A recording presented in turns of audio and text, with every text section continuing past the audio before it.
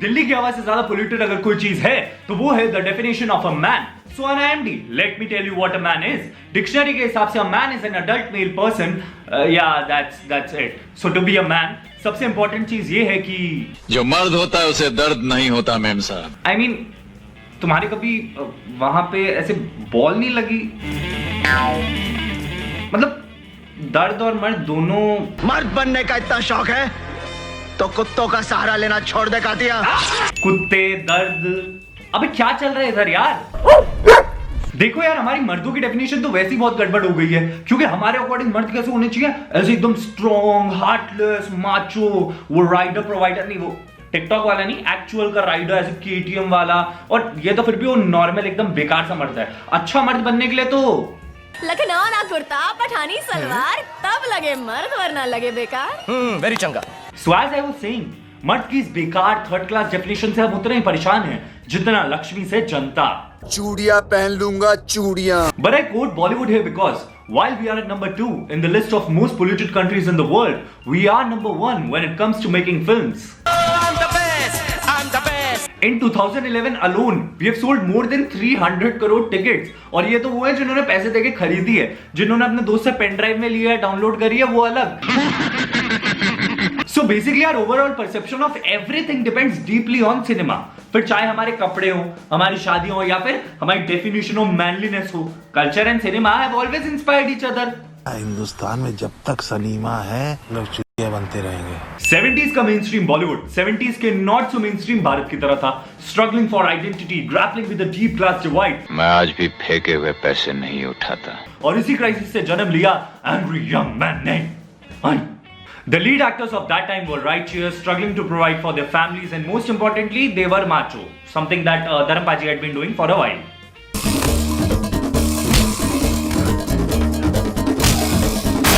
और बहुत वक्त तक our definition of a perfect man was this: to provide, to be a savior, to fight injustice, वगैरह वगैरह. All this while having no remorse, pain, or mental issues because जो मर्द होता है उसे दर्द नहीं होता मेम साहब. For example, Sholay. The lead men are all different but committed towards saving their village, fighting for their causes while keeping their personal and love life at the back burner. अरे असली rider provider तो अपने जय और वीरू थे यार. But 80s was slightly different. वहां पे ये angry young man didn't really go. Bollywood met a new sort of a man, a more sensitive and sensible kind. 80s के बॉलीवुड के हीरो ना प्यार करना सीख चुके थे और काफी मैच्योर भी हो गए थे गाइस. मतलब macho was not the only definition of a hero or a man.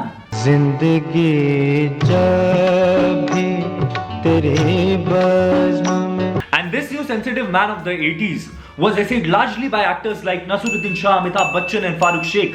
इन्होंने वो मैनलीनेस के अराउंड एक नया डायमेंशन ऐड कर दिया था. Umrao Jaans, Nawab Sahab to Silsilas Amit. Bollywood saw men with their sensitive, smart and bhadralok style.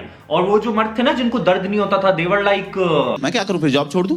Then came the 90s और एक सेकंड, 90s को कैसे एक्सप्लेन करूं?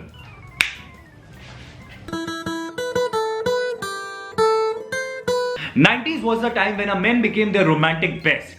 Sensitive और angry होने के साथ साथ they were also in love. कुछ होता है अंजलि, तुम नहीं समझोगे. 90s became an era of the romantic hero. Men who'd commit, who'd travel half the world to woo her girl, who'd be hopelessly romantic, which the angry young man wasn't. हे सिमरन, चांद निकला है. कहाँ? वो देखो.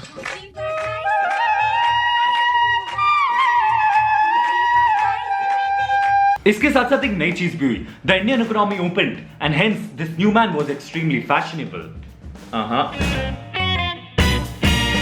हाँ, ये बाद में, पहले हीरो दिखाओ. हाँ,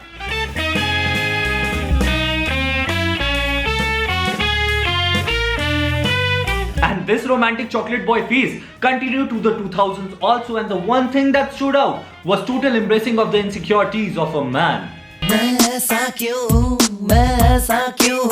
Cares कल क्या होगा? As long as we can have some fun. क्या करूं हौले हौले जो मेरा दिल गा रहा है. ये जो Y2K वाला एरा था ना, बाय गॉड, मतलब this is when men actually came down from pedestal. ये जो भगवान जैसे आदमी थे ना, ये फाइनली अब रियल होना शुरू हो गए थे. रंग दे बसंती, लग by chance, 3 Idiots. I mean, this generation really saw men embrace most of their sides. It was finally okay for a boy to be lost, not successful in everything, to be normal essentially. We were men and normal, and we didn't know both these things could coexist. But bro, fashion peaked at this moment,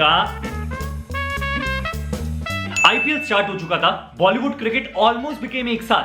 The new cricketers were the new style icons and Bollywood was thriving as ever.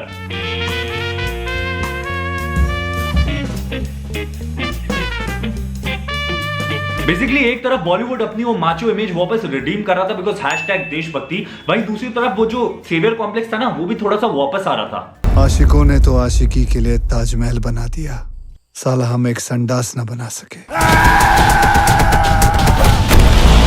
But on the other hand, another great thing happened to us was the internet because we had this. Hi guys, मैं हुसैन हूं, मेरे साथ है शुभम और आप देख रहे हैं old famous honest review. Hi guys.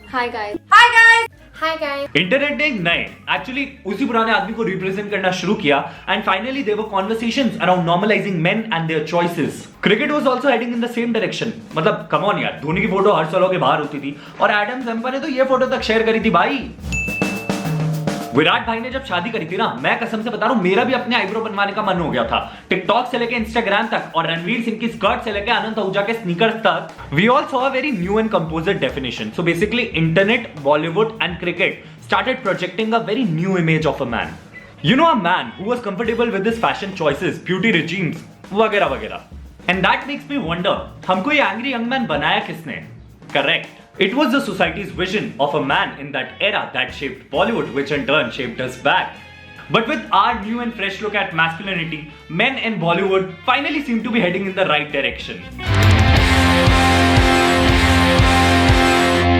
So that's it for today's video. I hope आप लोगों को मजा आया होगा देख के. अगर मजा आया तो लाइक जरूर करना और अपने व्यूज कमेंट सेक्शन में जरूर बताना and make sure to subscribe to men's XP. Okay, bye bye.